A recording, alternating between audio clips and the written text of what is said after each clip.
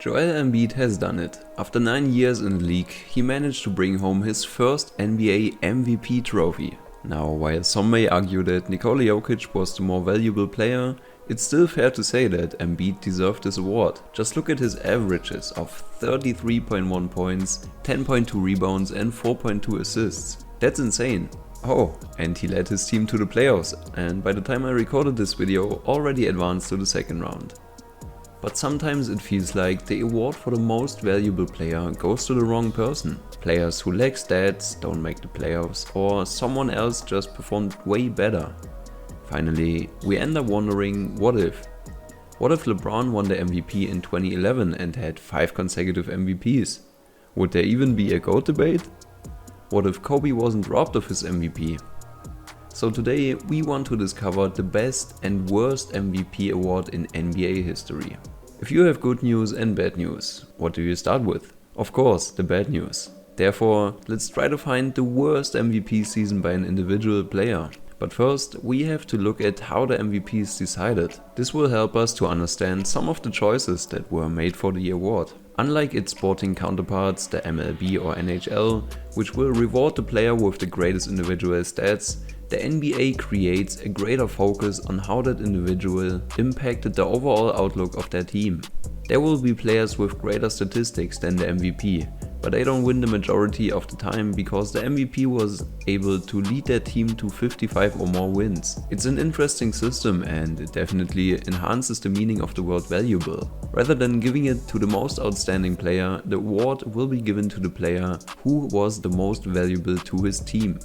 So if we solely look at the stats of MVP players, it becomes questionable how Steve Nash won the award in 2005, because he recorded averages of 15.5 points and 3.3 rebounds per game. Interesting. Most of the time the most valuable player has more than double these stats. But there's one thing I didn't tell you. That year Steve Nash had an average of 11.5 assists per game. Furthermore, he led the Suns to 62 wins and the first seed in the Western Conference. This is a perfect example of how the MVP is not only decided by one's individual performance, but rather his impact on the team. Nash wasn't dunking on someone or dropping 30 bombs on a regular basis. He was the playmaker. As the point guard, he decided who gets the ball, and he did so quite efficiently. So while this might explain his MVP in 2005, the next award is harder to grasp. Because in 2006 Nash won his second MVP, but this time he averaged less assists and his team recorded 12 less wins. Meanwhile, Kobe Bryant was averaging 35.4 points and had an absurd 81-point game. Did he not win the MVP just because the Lakers didn't make the playoffs? Maybe the most valuable player award is too team dependent. Finally, a guy who averaged 18 points and 4 rebounds per game and did an okay job in leading his team won the MVP over Kobe. This makes 2006 one of the worst MVP decisions in NBA history. So now we could assume that the MVP more likely goes to someone on a great team, right? Well, yes, but actually no. In 1956, Bob Pettit won the award with averages of 25.7 points and 16.2 rebounds per game. These stats are incredible, even for modern standards. So let's look at how his team did. The Hawks recorded a 33-39 record. The team was garbage that year. So is it more important to have great stats or to lead your team to a great record? As you can see, there's some ambiguity throughout the MVP awards. If the impact on the team is so important, why did Joel Embiid win the MVP over Nikola Jokic, even though the Joker is way more efficient with his team? Or why did Allen Iverson win in 2001? Don't get me wrong, AI was great. In 2001 he averaged 31.4 points, 4.5 rebounds and 5.5 assists. He was a scoring machine and it was hilarious watching him breaking ankles of the NBA's greatest players. But considering his impact on the team, AI was average. He was a generational talent, but Iverson wasn't known as the most valuable team player. He didn't lead his team to a first seed or a championship, and if he won the MVP, why couldn't Kobe do it with more than 35 points per game? Do you see my point? The threshold between one's individual performance and his influence on the team in order to win the MVP seems unclear. In some years, players win the award by putting up great numbers, while other times players with average stat lines win just because they led their team to an awesome record. I believe that players have a higher likelihood of being elected as the most valuable player if they subscribe to this YouTube channel. So maybe you should do the same. Honestly, it would help me a lot. In conclusion, stats wise, Steve Nash had the worst MVP season in NBA history in 2005 with an average of 15.5 points and 3.3 rebounds. And if we only consider the team's success, Bob Pettit was one of the worst MVPs ever. Honestly, that feels kind of wrong to say since his stats were incredible. But hey, it's time to talk about the best MVP in NBA history. When you think about the greatest performance by an individual over the course of a whole season, who comes to your mind? Maybe MJ or Kobe or LeBron or someone less talked about like Tim Duncan. Write a comment if you like. For me, this is really hard to determine. And since there are many NBA greats who had astonishing seasons, let's look at some of them. Firstly, let's talk about Shaq. Shaquille O'Neal managed to win the MVP trophy in 2000 with an average of 29.7 points, 13.6 rebounds and 3.8 assists per game. The most dominant player to ever step onto the hardwood, Los Angeles Lakers center Shaquille O'Neal was as unstoppable as they came thanks to a 7'1" and 300-pound frame that was nearly impossible to contain. The scariest part of O'Neal's game was that he knew how to use his size. He was terrific at posting up and using his weight to back down defenders under the rim before he would finish with a ferocious slam. O'Neal led the Lakers to the best record in the NBA and the first of 3 consecutive championships while also leading the league in scoring.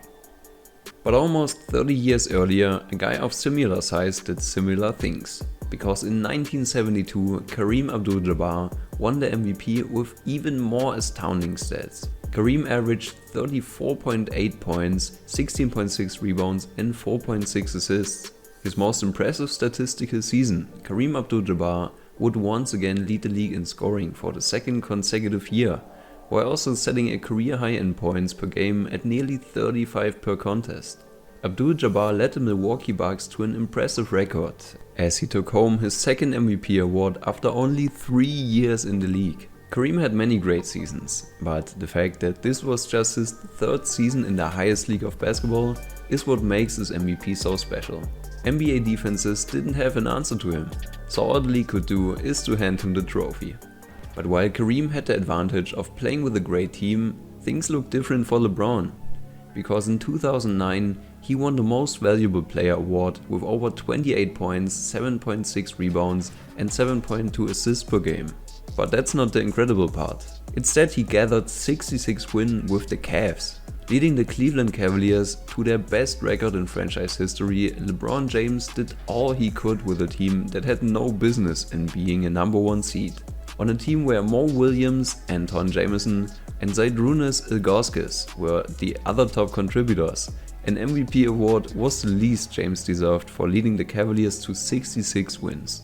James averaged stellar numbers in all statistical categories, using that freakish athleticism of his to begin establishing himself as the league's top physical athlete and overall best player. Therefore, this year's MVP is one of my favorites, since LeBron not only put up significant numbers, but also carried a garbage team to the top seed in the playoffs. Conclusively, he checked both the marks of great individual performance and team success. But this list just wouldn't be complete without Michael Jordan, right? This guy won 5 MVPs and there's a reason for that. With 30.1 points, 6.4 rebounds and 6.1 assists on average, Jordan deservedly claimed the MVP trophy in 1992. Leading the Chicago Bulls to 67 wins out of 82 games, Michael Jordan would lead the team to their 2nd consecutive title with a serious victory over the Portland Trail Blazers, while also taking home his 2nd consecutive MVP. Jordan played on another level, as always, by leading the league in scoring for a 6th consecutive season and averaging over 6 assists per game. His stats completely corresponded with his team's performance, and it shows with the dominant regular and postseason. Alright friends, there's one more person I'd like to talk about, and his name is Wilt Chamberlain. This guy's reign was many decades ago, but the numbers he put up still seem inhuman for an NBA player up to this day. Now, I would love to examine his 1962 season, as he averaged over 50 points per game, which is not comprehensible for me. but unfortunately he didn't win the MVP that year. So let's look at his 1960 season, where he managed to achieve another feat that does not seem real to me. That year, Wilt recorded 37.6 points and 27 rebounds per game. Moreover, he was the first rookie to win the MVP in NBA history. This guy joined the league and immediately dominated everyone. Nobody had an answer to his 7'1" frame and his absurd strength. In conclusion, I'm not claiming that Wilt Chamberlain is the best MVP ever in NBA history, but stats-wise he is. What would be your call? Who had the best MVP season? I'd love to know. But right now, what's more interesting is what happens after the regular season, the playoffs. Because some players, despite averaging unfathomable numbers throughout the whole season, still manage to improve their performances when a championship is on the line. So check out this video about NBA players who turn on God mode in the playoffs. You can go now, since this video is over. Seriously, just click it. What are you waiting for? I'll see you there.